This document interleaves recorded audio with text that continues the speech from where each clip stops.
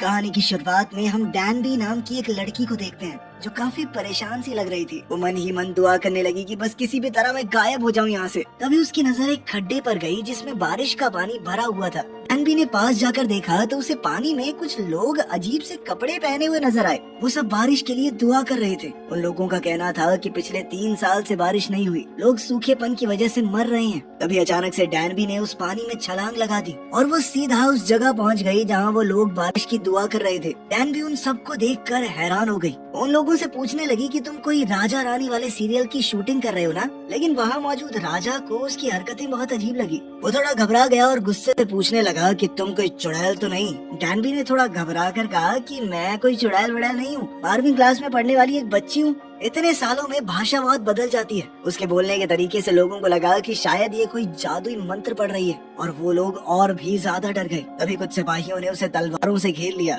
जब डैनबी को पता चला कि ये तलवारें असली हैं तो उसने बातें बनाना शुरू कर दिया, क्योंकि इस काम में तो वो माहिर है। उसने कहा कि मुझे पता है मैं यहाँ क्यों आई हूँ, ताकि मैं बारिश को यहाँ तक ला सकूं। ये सुनते ही सब लोगों ने उसके सामने गर्दन झुका ली। उसने कहा कि ये मंत्र 50 बार दोहराना, ठीक है? और 50 बार उसकी बताई उल जलूल बात को दोहराने के बाद जैसे ही उन लोगों ने अपनी गर्दन उठाई, डैनबी वहाँ से गायब हो चुकी थी। वो भागते भागते एक ऐसी जगह पहुँच गई जहाँ चारों तरफ धार्मिक कपड़े लटके हुए थे। वो अपने कपड़े बदल कर सबके साथ चलने लगी और जाकर आराम से एक जगह बैठ गई। राजा वहाँ पर लोगों को समझा रहा था कि हमें आलतू फालतू चीजों पर भरोसा करना बंद करना होगा। अगर हमें अपने राज्य के भविष्य को सुधारना है तो हमें साइंस और मैथ्स के ऊपर काम करना होगा। तभी एक प्रीस्ट ने कहा कि ये सब कुछ बकवास है। ये साइंस की मदद से हम कभी कुदरत को समझ नहीं पाएंगे और बारिश न होने की एक ही वजह है, भगवान राजा से नाराज हैं। अगर बारिश करवानी है तो राजा को रानी के साथ एक खास रस्म पूरी करनी होगी। डैनबी इस मीटिंग में आराम से सो रही थी। तभी उसने देखा कि उसका फोन उसके पास नहीं है, तो वो उसे ढूंढने बाहर चली गई।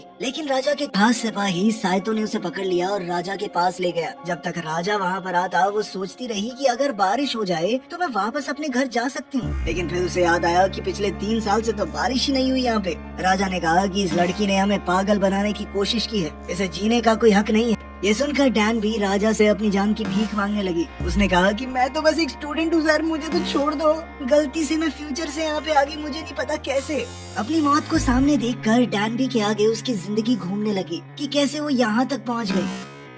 डैनबी 12वीं क्लास में पढ़ने वाली एक आम सी लड़की थी। अब बस कुछ ही दिन बचे थे जब वो यूनिवर्सिटी का एंट्रेंस एग्जाम देगी। लेकिन डैनबी बहुत ज्यादा कमजोर है मैथ्स में। वो जब भी मन लगा कि मैथ्स पढ़ने बैठती तो बस सो जाती। उसके मैथ्स के टीचर इस बात से बहुत परेशान थे।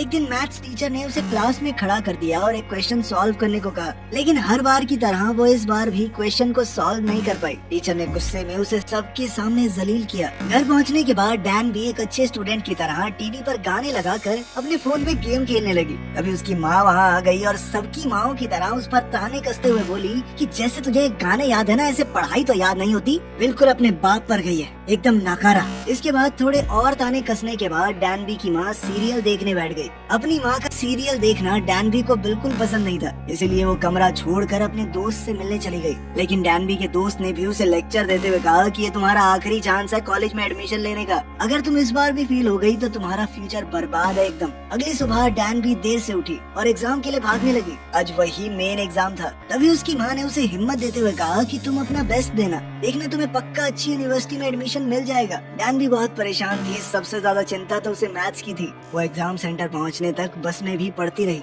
जैसे ही बस रुकी तो बाहर बारिश होने लगी। वो जल्दबाजी में अपना छाता लाना भी भूल गई थी और जल्दी से भीगते हुए एग्जाम सेंटर की तरफ भागने लगी। जैसे ही वो एग्जाम सेंटर के बाहर पहुंची उसकी धड़कनें और तेज हो गई। वो इस एग्जाम के लिए बिल्कुल तैयार नहीं थी, तो उसे अब पैनिक अटैक्स आने लगे। फेल होने के डर से वो वहाँ से भाग गई। डैनबी बारिश में ही बैठी रही। तभी उसे वो गड्ढा दिखा जिसमें कूद कर वो यहाँ आई थी। डैनबी ने राजा को साबित करने के लिए कि वो फ्यूचर से आई है, हिस्ट्री के बारे में चीजें बतानी शुरू की। लेकिन अफसोस बात नहीं बनी। फिर उसने थोड़ा दिमाग लगाकर झूठ कह दिया कि मैं मैथ्स में बहुत अच्छी हूँ। तभी राजा ने तलवार नीचे कर ली और कहा कि साबित करके दिखाओ।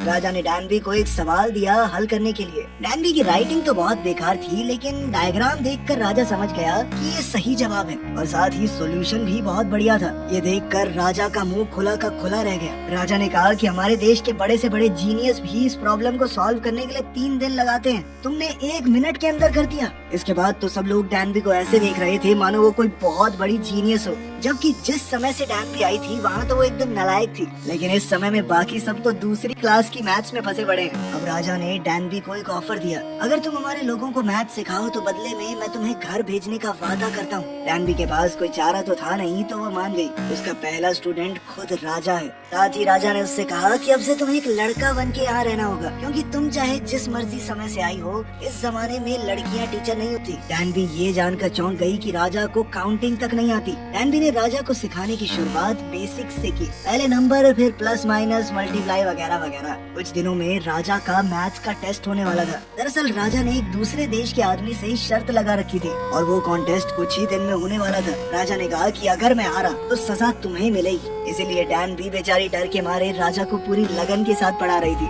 ऊपर से साइतो पीछे बैठा प्यारी सी धुन बजा रहा था ताकि राजा का पढ़ाई में बेहतर ध्यान लगे। राजा को सीखने में बहुत टाइम लग रहा था, तो डैनबी ने गुस्सा होकर राजा के माथे पे थप्पड़ जड़ दिया, जिसके लिए साइतो ने तुरंत उसके ऊपर तलवार तान दी, क्योंकि राजा को तो बिना उनकी मर्जी के छूना ही बहुत बड़ा गुनाह था। उसने तो माथे पे चमाट दे दिया, मगर राजा ने उन्हें रोक दिया। साथ ही उसने रानी को आते हुए देखा और ये देखते ही राजा ने सारे मैथ्स के पेपर छुपा दिए और ऐसे एक्टिंग करने लगा कि वो म्यूजिक सीख रहा है। एक दिन खाना खाते वक्त राजा को महसूस हुआ कि डैनबी उसे काफी देर से देख रही है, तो उसने डैनबी को भी खाने के लिए न्योता दे दिया, लेकिन डैनबी को वो खाना पसंद नहीं आया। जब राजा ने कहा कि अच्छा तो है, क्या कमी है इसमें, तो डैनबी उसे अपने साथ किचन में ले गई और उसके पास एक पैकेट इंस्टेंट नूडल्स का पड़ा था। राजा को वो थोड़े ज्यादा मसालेदार लगे, लेकिन टेस्ट बहुत ही जबरदस्त था। जब डैनबी ने कहा कि मिर्च ज्यादा लग रही है तो पानी पी लो, तो राजा ने मना कर दिया और सुड़प सुड़प करके सारे नूडल्स साफ कर दिए। अगले दिन सब लोग राजा के चीखने की आवाजें सुन रहे थे। डैनबी जल्द ही राजा को देखने गई कि क्या हो गया इसे। उसने देखा कि राजा के चेहरे पर कुछ लिखकर लगाया गया था ताकि उसके ऊपर हुआ काला जादू टूट जाए। डैनबी ने ताबीज राजा के कान से हटाते हुए कहा कि देखो सर, आपका पेट खराब हुआ है ज्यादा मसालेदार नूडल्स खाने की वजह से। आपके पेट को आदत नहीं है उस सब की। काला जादू नहीं किया किसी ने, मसाले की वजह से बस थोड़ा स्टमक अपसेट है। राजा ने पूछा ये स्टमक क्या होता है, जिसके बाद डैनबी ने राजा को शरीर के अंगों के बारे में बताया कि यहाँ पर एक हार्ट होता है, यहाँ पर किडनी वगैरह वगैरह। साथ ही उसने राजा को हार्ट बीट सुनाने की कोशिश की, लेकिन राजा कहने लगा कि मुझे कुछ महसूस नहीं हो रहा। तो डैनबी ने राजा से कहा कि जिस दिन आपको किसी से प्यार होगा ना, तब दिल थोड़ा तेजी से धड़केगा, उस दिन आसानी से महसूस हो जाएगी। डैनबी के पास उस समय के लोगों के हिसाब से बहुत ज्यादा ज्ञान था। ये देखकर राजा बहुत इम्प्रेस हुआ। इसके बाद तो राजा ने कहा कि अब से तुम हमारे सारे स्कॉलर्स को पढ़ाओगी, सिर्फ मैथ नहीं बल्कि साइंस और खेती के बारे में भी। उस रात राजा ने उसे एक संतरा खाने को दिया, जिसके बाद डैनबी ने राजा का शुक्रिया अदा किया और फटाक से उसे खा गई। ये देखकर राजा को बहुत गुस्सा आया। उसने कहा कि ये फ्रूट तुम्हें 3 दिन में खाना चाहिए था। तुम्हें पता भी है ये फल कितना कीमती है, कदर नहीं है तुम्हें चीजों की। डैनबी ने जवाब दिया कि इतना ड्रामा करने की कोई जरूरत नहीं है, एक संतरा ही तो था, क्या बड़ी बात है इसमें। कुछ देर बाद वो दोनों महल में बॉल के साथ खेलने लगे। आज राजा बहुत सालों बाद इतनी देर भागे थे। एक दूसरे के साथ इतना समय बिताने से वो दोनों अब काफी करीब आ गए थे। यहाँ तक कि रानी को भी अब डैनबी से जलन होने लगी। राजा उसे मना ही रहा था कि तभी एक थकी हारी डैनबी के हाथ से बॉल गिर पड़ी और वो कुछ अजीब सा बर्ताव करते हुए नींद से चूर होकर नीचे गिर पड़ी। जैसे ही वो नींद से उठी तो उसने राजा से माफी मांगना शुरू कर दिया, लेकिन राजा ने कहा कि ऐसा कुछ नहीं हुआ, तुम सब भूल जाओ। इसके बाद वो दोनों सैर पर निकल गए। तब राजा ने उसे कहा कि अगर तुम इस मिशन में कामयाब हो गई तो हम तुम्हें अपने दरबार में अच्छे ओहदे पर रखेंगे और उपहार के तौर पर एक बेशकीमती घोड़ा भी देंगे। डैनबी ने कहा कि मुझे कुछ नहीं चाहिए, मैं पहली बारिश होते ही अपने घर लौट जाऊंगी। राजा ने कहा कि तब तक के लिए मुझे राजा मत समझो, हम दोनों बराबर हैं। लेकिन अगली ही रात एक भयानक हादसा हुआ। डैनबी को राजा का मजाक उड़ाने के जुर्म में हिरासत में ले लिया गया। वो लोग डैनबी को रस्सियों से बांधकर टॉर्चर करने लगे। सबको लग रहा था कि डैनबी एक लड़का है, लेकिन तभी राजा ने वहाँ आकर उसे छुड़ाया। उन्होंने कहा कि ये लड़का बहुत बड़ा जीनियस है, तुम सबका मिला दें, उससे ज्यादा दिमाग है इसके अंदर। जिसके बाद एक प्रीस्ट ने कहा कि अगर ऐसा है तो मैं खुद इसका टेस्ट लेना चाहूंगा। सुनो लड़के, तुम्हारे पास 2 हफ्ते हैं, अगर 2 हफ्तों में तुमने बारिश नहीं करवाई तो तुम्हारी जान ले लेंगे हम। लेकिन डैनबी ने हार नहीं मानी और दिन रात हर चीज का हिसाब लगाती रही। वो हवा में नमी का हिसाब लगाकर ये प्रेडिक्ट करना चाहती थी कि आखिर बारिश कब होगी। उसने देखा कि नमी ठीक ठाक हो चुकी है, जल्द ही बारिश होगी। और कुछ दिन बाद सच में बारिश होने लगी। डैनबी के दिल में खुशी की लहर दौड़ पड़ी। डैनबी ने वैसा ही एक गड्ढा देखा जिसमें से होते हुए वो यहाँ आई थी। वो चाहती तो यहाँ से जा सकती थी, पर अब वो यहाँ से बिना राजा का काम पूरा किए नहीं जाना चाहती थी। उसने बारिश के पानी को मापने और स्टोर करने का तरीका बनाया था। तभी राजा को याद आया कि डैनबी तो पहली बारिश में में चली जाएगी। वो भागते हुए डैनबी के घर के पास पहुंचा। वहाँ राजा ने देखा कि डैनबी एक जगह खड़ी रो रही थी। राजा उसकी मेहनत को देखकर बेहद खुश था। उसने डैनबी का हाथ अपने दिल पर लगाया, जो कि अब जोरों से धड़क रहा था, जिसका मतलब साफ था कि राजा उसे चाहने लगा था। दूसरी तरफ प्रीस्ट ने साइटो को अपने पास बुलाया और कहा कि उस स्कॉलर को मार दो, वो पक्का भविष्य से आया है। साइटो जल्द ही राजा और डैनबी के पास पहुंचा। उसने राजा को बता दिया कि महल में कुछ लोग डैनबी को मारना चाहते हैं, जिसके बाद राजा ने उसे डैनबी को लेकर जंगल में भेज दिया ताकि कुछ वक्त तक वो हमलावरों से बच सके। उधर महल में प्रीस्ट राजा को समझा रहा था कि उस लड़के ने तुम्हें जो कुछ भी सिखाया है वो सब भूल जाओ, हमें अपनी परंपराओं को मानना चाहिए, उस लड़के की फालतू बातों को नहीं। मगर राजा ने उसकी बात को अनसुना कर दिया और डैनबी को ढूंढने निकल पड़ा। जंगल में कुछ दूसरे हमलावरों ने साइटो और डैनबी को देख लिया। साइटो ने जल्दी से डैनबी को घोड़े पर भगा दिया और खुद उनका सामना करने के लिए रुक गया। डैनबी भागती रही और ऐसी जगह जाकर रुकी जहाँ से उसे आगे का रास्ता समझ नहीं आया। तभी उसे राजा की बात याद आई। राजा ने उसे एक बार बताया था कि सूरज उसी दिशा से निकलता है जहाँ उसे जाना है, तो वो सूरज की रोशनी को देखते हुए आगे बढ़ने लगी। राजा पहले ही वहाँ उसका इंतजार कर रहे थे। उस रात वो दोनों एकांत में बैठकर तारे देख रहे थे। डैनबी ने कहा कि फ्यूचर में हमें तारे थोड़े कम ही देखने को मिलते हैं, लेकिन राजा ने बात बदलते हुए कहा कि मैं तुम्हें पसंद करने लगा हूँ। मैं एक ऐसी भाषा बनाना चाहता हूँ जिसे सभी लोग आसानी से पढ़ लिख सके। तभी डैनबी को कुछ याद आया। उसने अपनी जेब से एक नोट निकाला। भविष्य में कोरिया के पैसों के नोट पर राजा की फोटो छपेगी। ये देखकर वो समझ गई कि राजा जिंदगी में कुछ तो बहुत बड़ा करने वाला है। खैर अगले दिन जब वो उठी तो कुछ लोग डैनबी को दुल्हन की तरह सजाने लगे। उसे कुछ भी समझ नहीं आ रहा था कि उसके साथ क्या होने वाला है। दरअसल ये राजा की माँ के कहने पर हो रहा था। उन्होंने राजा और डैनबी को साथ में देख लिया था और राजा रानी के साथ साथ कई और भी लड़कियों को महल में रख सकता है। फिर बताया गया कि उसे राजा के साथ गुलू गुलू करने के लिए तैयार किया जा रहा है और अब वो राजा की पहली प्रेमिका बन जाएगी। डैनबी ये सुनते ही डर के मारे उन पागलों से दूर भाग गई। एक नौकर ने राजा को बताया कि डैनबी भाग गई है, जिसके बाद राजा गुस्से में उसे ढूंढने लगा। आखिरकार जब उसे डैनबी मिली तो राजा उसका हाथ पकड़कर उसे खींचता हुआ अपने बेडरूम में ले गया। डैनबी खुद को बचाने लगी। तुमने तो कहा था कि हम बस दोस्त बन के रहेंगे, मैं अभी सिर्फ 19 साल की हूँ, ठीक है, जोर जबरदस्ती मत करना मेरे साथ। ये सुनकर राजा ने कहा कि हाँ तो बड़ी हो तो गई हो, 3 साल हो गए तुम्हें बालिग हुए, बच्ची नहीं हो तुम, और वैसे भी मैं तुम्हारे साथ कोई जबरदस्ती नहीं करने वाला। ये सब मेरी माँ का किया तरह है, इसमें मेरा कोई हाथ नहीं है, लेकिन अभी हमें यहाँ साथ ही रहना होगा। बाकी सब नजर रख रहे हैं कमरे पर। अगली सुबह डैनबी म्यूजिशियन से बात करने लगी। म्यूजिशियन ने उससे पूछा कि क्या अब भी तुम वापस फ्यूचर में जाना चाहती हो। डैनबी ने कोई जवाब नहीं दिया। वो बहुत परेशान लग रही थी। उसी रात उसने दिन और महीने गिनने का अपना नया सिस्टम देखा। इसे बनाने में उसने भी मदद की थी। इसकी मदद से उन लोगों को दिन और महीनों की सटीक जानकारी मिलेगी। इसके बाद राजा डैनबी के पास आया और उसे कुछ दिखाने के लिए ले गया, जिस पर वो काफी दिनों से काम कर रहा था। राजा ने कुछ नए अक्षर बनाए थे जिन्हें समझ पाना आम लोगों के लिए भी काफी आसान रहेगा। वो ये नहीं चाहता था कि सिर्फ कुछ गिने चुने लोग ही पढ़े लिखे रहें। साथ ही उसने इस सब के लिए डैनबी का शुक्रिया अदा किया। अगर तुम ना होती तो मैं ये कभी नहीं कर पाता। जैसे ही दोनों हॉल के बीच में पहुँचे, राजा ने डैनबी को कुर्सी पर बैठा दिया और उसके बालों में शाही पिन लगाई। मान्यता ये थी कि अगर राजा किसी लड़की के बालों में लगा दे तो उसकी शादी हो जाती है राजा से।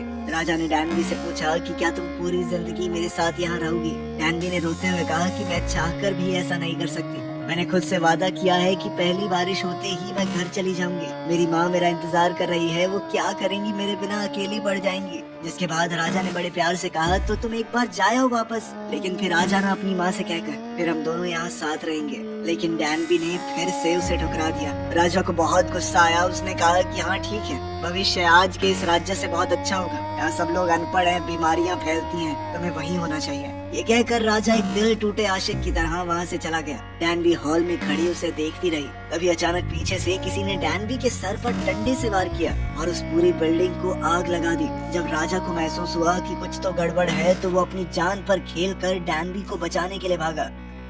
अगली सुबह राजा ने प्रीस्ट के ऊपर इल्जाम लगाया कि तुमने ही वो आग लगाई थी और डैनबी के ऊपर हमला किया है ना।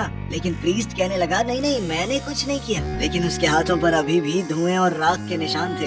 ये दिखाते हुए राजा ने कहा कि तुम्हें तो गलत काम करने भी नहीं आते, क्यों कर रहे थे। साथ ही राजा ने डैनबी को बुलाकर ये पूछा कि क्या तुमने इसी आदमी की आवाज सुनी थी। डैनबी ने सर हिलाकर हाँ कहा। दरअसल डैनबी के बैग में एक किताब थी, उसने उसे चाकू से बचा लिया था। अब राजा गुस्से में प्रीस्ट के पास गया। तुम जानते थे कि ये सब मेरे लिए कितना मायने रखता है, फिर भी तुमने ऐसा क्यों किया? इस पर प्रीस्ट ने कहा कि अगर नई भाषा फैल गई तो युवा सोचने समझने लग जाएगा, वो अपना दिमाग लगाएंगे, हर तरफ अफरा तफरी मच जाएगी। मेरे राजा, आपको राज करना मुश्किल हो जाएगा। मुझे मरने का कोई डर नहीं है, मेरी जिंदगी राजगद्दी के लिए समर्पित है। इस पर राजा ने जवाब दिया कि चाहे तुम जितना मर्जी रोक लो, मैं लोगों को तो पढ़ना लिखना सिखा कर रहूंगा। छोटी सी जिंदगी है हमारी, आगे जाकर जिस दुनिया में हम होंगे ही नहीं, उससे डरना कैसा। लेकिन प्रीस्ट पर इस बात का कोई असर नहीं हुआ। वो घुटनों के बल गिर गया और कहा कि आपके मन में जो सजा आए मुझे दीजिए। खैर कुछ समय बाद बादल छा गए और हल्की बारिश होने लगी। डैनबी ने महल में सबसे अलविदा कहा। राजा ने पूछा कि क्या मैं तुम्हारे साथ दूर तक चल सकता हूँ? डैनबी ने हाँ कहा और राजा उसे अपने घोड़े पर बैठाकर एक झील के किनारे ले गया, जहाँ से वो अपने घर लौट सकती है। वो झील में कूद गई और उसने अपने आप को नीचे जाने दिया और कुछ देर बाद वो फिर से अपनी दुनिया में लौट गई। उसने देखा कि अभी कुछ ही सेकंड बीते थे, अभी भी वो एग्जाम दे सकती है, समय है उसके पास। वो दौड़ती हुई एग्जाम हॉल की तरफ गई। टीचर उसका इंतजार कर रहे थे। एंट्रेंस एग्जाम अभी शुरू ही हुआ था। वो अपनी सीट पर बैठ गई और टेस्ट देना शुरू किया। उस दिन जब वो घर आई तो अपनी माँ को देखकर उससे लिपट गई, उन्हें जोर से गले लगा लिया। डैनबी अब पूरी तरह बदल चुकी थी। खैर कई महीने बीत गए और एक दिन जब वो स्कूल से बाहर निकली तो फिर से बारिश होने लगी। अभी किसी ने उसके सर पर छाता रख दिया। उसने देखा कि जिसने उसके ऊपर छाता किया था वो बिल्कुल राजा जैसा दिखता है। लड़के ने कहा कि तुम्हारा छाता बस में गिर गया था, ध्यान रखा करो, ऐसे तो भीग जाओगी। वो दोनों यूं ही मुस्कुराते हुए एक दूसरे को देखते रहे। वीडियो पसंद आई तो लाइक कर देना, चैनल को सब्सक्राइब कर लेना। मिलते हैं अगले वीडियो में।